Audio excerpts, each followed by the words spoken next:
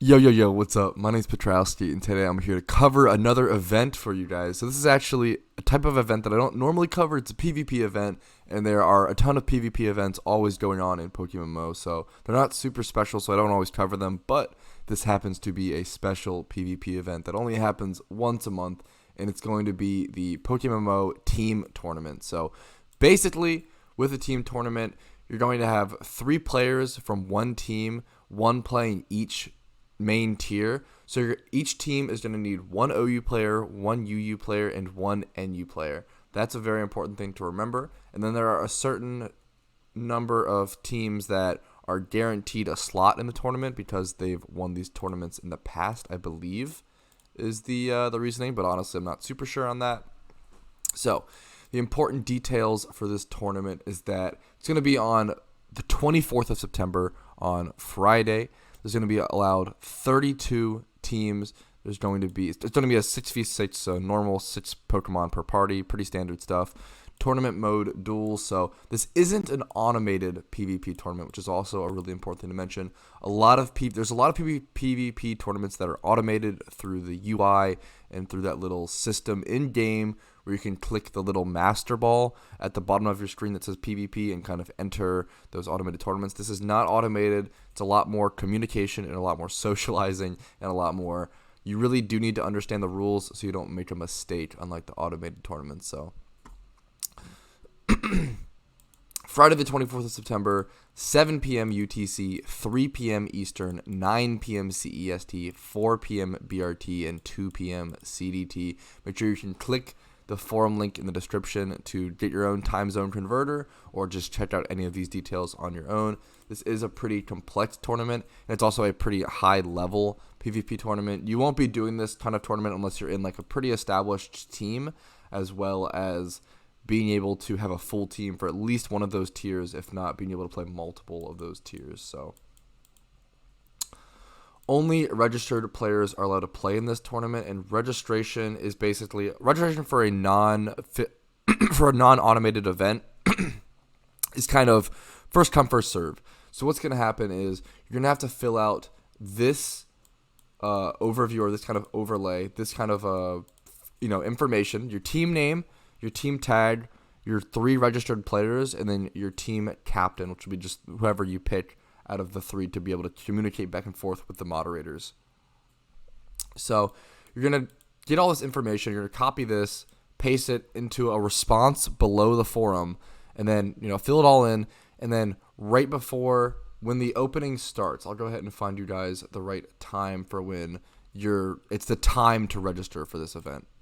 Okay, right here, the registration time and date is right below the date and time of the actual tournament. So the tournament takes place on the 24th of September, but registration is going to take place on Thursday on the 23rd of September. So 24 hours before the event begins, all the same time zones, 7 p.m. UTC, 3 p.m. Eastern, etc., all the same times, but exactly 24 hours before the tournament. You're going to want to copy, paste this format, fill out the information, and then post that in the comments below this forum post. But you have to be really quick. You want to make sure you have that information like pasted and ready to be posted at least like 2:59 p.m. EST. And then as soon as it turns 3 p.m., make sure you click that post button. Tournaments like this are notoriously difficult to get into because it's so quick, so rapid. But at the same time, it's just the best way to handle things for something like this, and that's definitely been shown over the years. It definitely is the best way to do it. It just can be frustrating because sometimes you're just not going to get in, especially if you have worse internet connections, etc., etc. Editing in players is allowed up to an hour before the tournament, but a player cannot swap teams. So basically, you can bring other players from your team into those OU, UU, or NU slots to take over for that player on your team. But if a player on your team was registered to already play in that slot for your team, and then his team didn't make it into the 32 teams, so they didn't post fast enough, they didn't make it in, you can't basically make multiple posts to try to get into the tournament is basically what this prevents. So if you were, let's say you were in 2 teams, and you had one of your friends submit your name for one team, and then another one of your friends submit your name for another team, and one of those teams made it into the tournament, but the other didn't, that's like, you can't do that. If one of your names didn't make it into the top 32, your other one can't. You can't miss out on the tournament with Team A and then also play for the tournament with Team B because they were faster.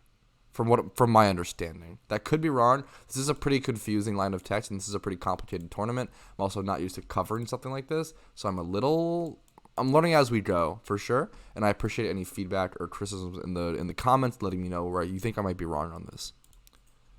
Entry must be made by a member of the team, so it's important that your in-game PokeMMO team, like a member of your team, it makes that entry. You can't have a friend who's not in your team submit the forum post or submit that entry to try to enter this tournament. Entry that was originally including one team but then edited to another will not be counted at all. Basically what that means is if you were to make a post for team cool dude and then you were to edit that post to team lame dude, that would just not count at all because you can't like swap teams, you can't change that, etc. They don't want you. It's just very confusing. They don't want you doing that. There's a lot of strict rules, a lot of strict and really confusing wordy rules for this kind of tournament, but it's basically to prevent entry fraud and to prevent people having an advantage when trying to enter this tournament due to the format, due to just trying to post as quickly as possible. They're just trying to make it as fair as possible and remove any sort of loopholes that have been kind of discovered throughout the years. Teams must have at least 3 players ready to fight. Pretty simple, pretty obvious. Failure to meet this requirement will result in a disqualification, and the first reserve team will take place. A reserve team is basically the next fastest team. So let's say there are there's 32 teams that are in the tournament, but then you were like the 33rd or the 34th or the 35th fastest team to post in the forums.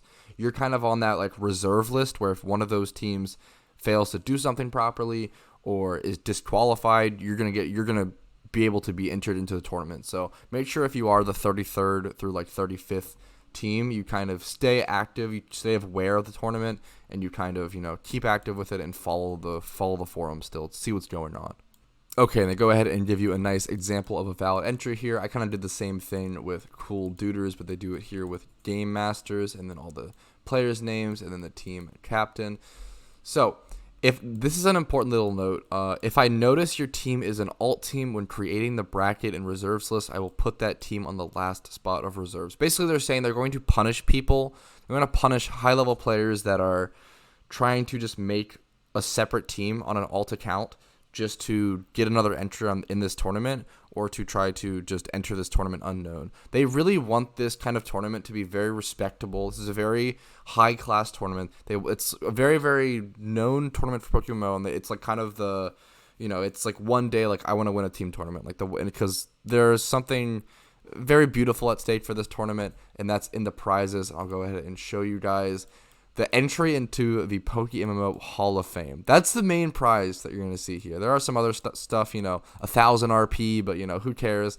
Entry into the PokeMMO Hall of Fame is a pretty prestigious thing, and they want to protect that prestige. They want to make that a very serious thing. They don't want to have anyone get in through any sort of trickery, so they take that very seriously, and I respect that a ton. The location is going to be at Lily Cove Contest Hall, Channel 4. Which is, not. It's only gonna matter if you get in the top 32 teams, but still pretty cool.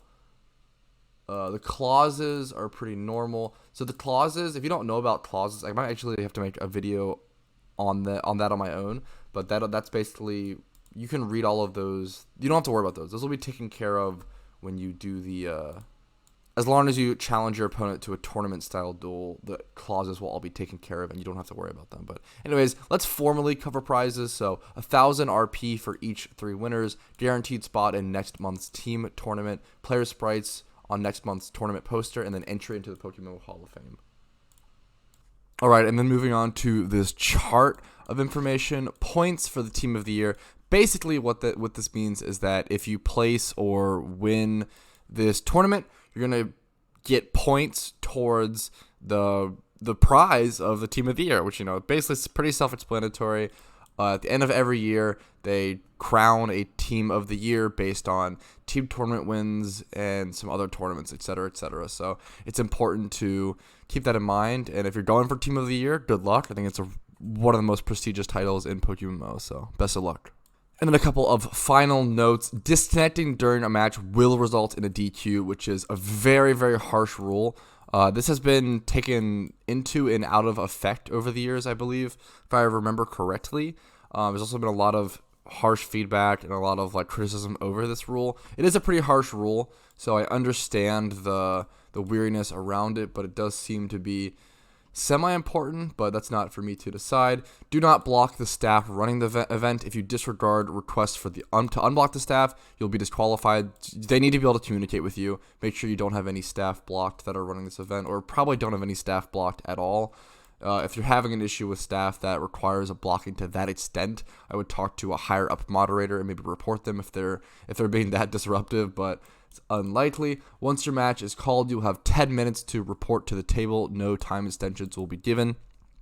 Reporting to the table basically just means that usually they have these events in game with a place where tables are around and you can kind of stand across from your opponent. It makes it more aesthetic. It makes it more organized in game. It's very nice. I love that. It's honestly one of my favorite parts of events like this. I participated in maybe one team event in the past. I didn't do so hot. It was a very long time ago, maybe 2015 or so. But it's very cool to see those tables and kind of be around that atmosphere. Teams must have 3 players for each round. If the team is registered but fails to have 3 players, first reserve team takes their place in the bracket. That basically just means you have to have all of your players ready, and then if you don't, that first reserve team will take their spot. Matches that takes more than an hour to complete might result in a GM calling the result. This adds a time limit because they don't want you to be stalling and trying to play for a win that you won't really be able to have on your own.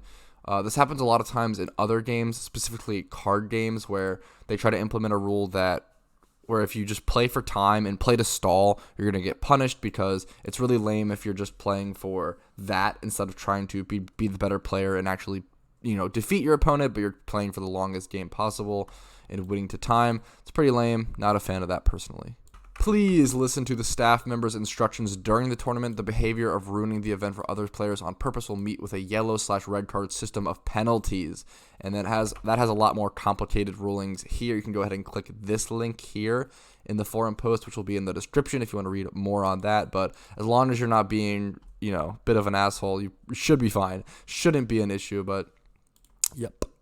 Whew. All right. Thank you guys so much for watching this far into this video. If you made it this far, this was my first time covering a kind of complicated event like this. I'm sure you have questions and comments. Please leave them in the comments and I'll love to answer them. I really appreciate it. Like this video if you liked it, disliked it if you didn't. And thank you so much. Make sure to click the subscribe button, ring the notification bell if you want more PokeMMO daily uploads. And I really appreciate all the feedback. Thank you guys. Have a great day. Best of luck. And last thing to note, I do recommend going ahead, and if you are free during this time on the September 24th at 3 p.m. ET, go ahead and check this out. Go ahead and go there. Go ahead and head over to Lily Cove Contest Hall, Channel 4, and just check it out. I think seeing the atmosphere, either to root on a team or root for your team, is really fun. It's really cool to see, and you can also spectate the games and watch some really high-level play. So even if you're not in this tournament, I think it's a really cool atmosphere to go ahead and check out, and I heavily recommend every player being in this atmosphere at least once in their PokeMMO career. But best of luck to all the teams, and thank you guys so much for watching.